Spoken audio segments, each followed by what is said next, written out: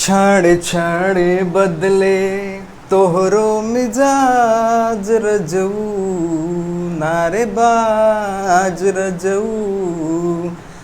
जुमलेबाज रजऊ, धोखेबाज रजऊ।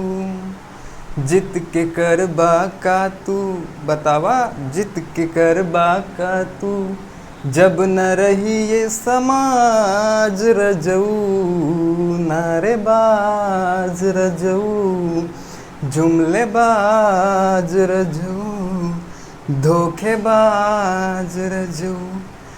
दोस्तों, संसद में ये महिला आरक्षण बिल पेश किया गया जिसको नारी शक्ति वंदन बिल कहा गया है और 188वां संविधान संशोधन बिल के रूप में इसको संसद में पेश किया गया है। लेकिन ये भी मोदी सरकार का जुमला ही साबित हुआ है, बिल्कुल पूरी तरह से जुमला साबित हुआ।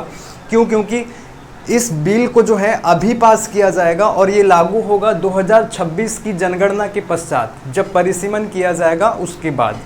जैसे कि मैं आपको सिंपल भाषा में बता देता हूँ, अगर इस बिल को अभी पास कर दिया जाता और कह दिया जाता कि अगले 2024 के चुनाव में ही लागू कर दिया जाएगा तो महिलाओं को डायरेक्टली फ़ायदा हो जाता 2024 के इलेक्शन में। लेकिन ऐसा नहीं कर रही है मोदी सरकार।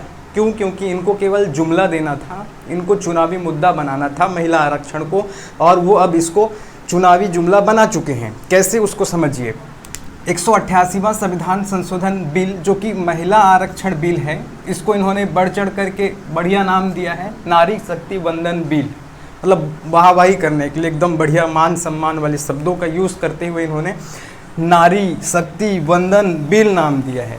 लेकिन ये मोदी सरकार का पूरी तरह से एक जुमला साबित हुआ है। कैसे, इसको समझेंगे। इसको लागू करेंगे कब? ये जब 2026 की जनगणना होगी और उसके पश्चात परिसीमन किया जाएगा तब, परिसीमन किया जाएगा तब। इसको थोड़ा समझें। देखें, अभी वर्तमान समय में क्या है, 1971 की जनगणना के आधार पर सीटें आवंटित है विधानसभा में, राज्यों की विधानसभाओं में, और देश भर की लोकसभा सीटों का जो आवंटन है, जो निर्धारित सीटें हैं, वो 1971 की जनगणना के आधार पर है।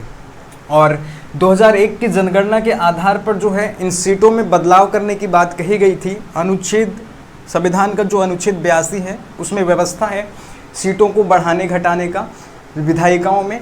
तो इसी अनुच्छेद 82 का हवाला देते हुए 2001 की जनगणना के आधार पर सीटों को बढ़ाने की बात कही गई है। क्योंकि जैसे ही आप देखेंगे जनसंख्या भारत की बढ़ती जा रही है, तो उस जनसंख्या के अनुपात में सीटों को बढ़ाने का प्रावधान रखा गया है।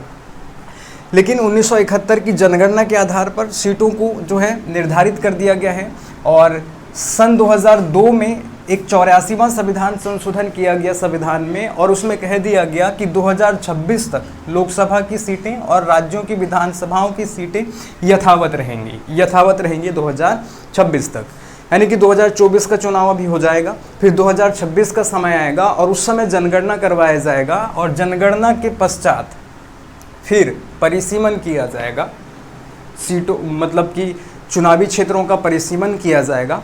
और उसके पश्चात हो सकता है कि उस 2026 की जनगणना के बाद लोकसभा की सीटों को बढ़ा दिया जाए और राज्यों की विधानसभाओं की सीटों को भी बढ़ा दिया जाए। क्योंकि जनसंख्या अभी वर्तमान में लगातार बढ़ रही है, तो जनसंख्या के अनुपात में जो है जनप्रतिनिधित्व होना चाहिए विधायिकाओं में, ऐसा प्रावधान है। तो सीटें बढ़ेंगी, परिसीमन होगा, उसके पश्चात इस महिला आरक्षण को लागू किया जाएगा। यानी कि विधायिकाओं में जो 33% महिलाओं को आरक्षण दिया जाएगा वो लागू होगा 2026 के बाद, यानी कि 2029 के चुनावों में। तो इस प्रकार से मोदी सरकार ने इसको अपना एक चुनावी जुमला बना लिया है। इसलिए ये धोखेबाज हैं, नारेबाज हैं, जुमलेबाज हैं।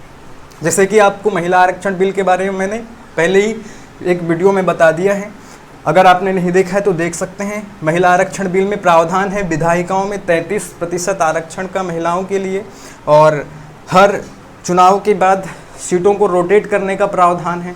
यानी कि 3 चुनावों में जो है सभी सीटें निश्चित रूप से महिलाओं के लिए निर्धारित हो जाएंगी और 15 साल में इस बिल को ख़त्म कर दिया जाएगा, महिलाओं के आरक्षण को ख़त्म कर दिया जाएगा, ऐसा प्रावधान है। दूसरी बात ध्यान रखेंगे, मोदी सरकार ने जो ये महिला आरक्षण बिल को नारी शक्ति वंदन बिल का नाम दिया है, यानी कि जो जुमला दिया है इन्होंने, और उस जुमले में इन्होंने ओबीसी को निरपेक्षता की भावना से देखा है।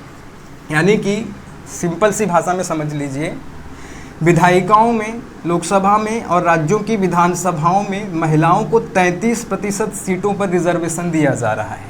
33% सीटों पर रिजर्वेशन दिया जा रहा है और उस रिजर्वेशन के भीतर उप आरक्षण दिया जा रहा है, उप रिजर्वेशन दिया जा रहा है SC ST की महिलाओं को, यानी कि 60 सीटें जो हैं SC ST महिलाओं के लिए आरक्षित होंगी। लेकिन OBC की महिलाओं के लिए इस प्रकार का प्रावधान नहीं रखा गया है, यानी कि OBC की महिलाओं को अलग से उप आरक्षण नहीं दिया जा रहा है। तो इस प्रकार से मोदी सरकार कहीं ना कहीं OBC को उपेक्षित भावना से देख रही है, उपेक्षा की भावना से देख रही है। इसलिए अगर आप OBC हैं तो आपको जागरूक होना, अपने अधिकारों के लिए जागरूक होना पड़ेगा, आपके मान सम्मान के लिए जागरूक होना पड़ेगा। धर्म जाति में बढ़कर किसी नेता की भक्ति करने से अच्छा है कि आप अपने अधिकारों के लिए लड़ें, संवैधानिक अधिकारों के लिए जागरूक हों। तो इस प्रकार से यहाँ OBC को निरपेक्षता की भावना से भी इन्होंने देखा है। OBC आरक्षण रहित जो है, इन्होंने नारी शक्ति वंदन बिल को संविधान से पारित करा रहे हैं, जो कि OBC के साथ, OBC के अधिकारों के साथ खिलवाड़ है, अन्याय है। अगर आप OBC हैं तो समय रहते जागरूक हो जाएं, अन्यथा आपको इसके भारी नुकसान झेलने पड़ेंगे। क्योंकि आप जैसे देखेंगे मध्य प्रदेश में भी आप जाकर के देख लीजिए, तो मध्य प्रदेश में भी OBC को जो है सरकारी नौकरियों और शैक्षणिक संस्थाओं में 27% का आरक्षण नहीं मिल रहा है। उसके लिए हम लगातार जो है संघर्षरत रहे हैं, आंदोलन कर रहे हैं, सरकार से गुहार लगा रहे हैं, लेकिन सुन कोई नहीं रहा है। तो आपको सरकारों की भक्ति नहीं करनी है, चाहे फिर वो मोदी सरकार हो, चाहे शिवराज सरकार हो, चाहे BJP की सरकार हो, चाहे कांग्रेस की सरकार हो। आपको अपने अधिकारों के लिए लड़ना है, ध्यान रखिएगा। आप जब तक अपने अधिकारों के लिए खड़े नहीं होंगे, आपके लिए कोई सामने नहीं आएगा। आप चाहे अपने सरकार को भगवान मान लें, वो आपके लिए काम नहीं करेंगी। धन्यवाद, जय हिंद, मिलेंगे अगली वीडियो में।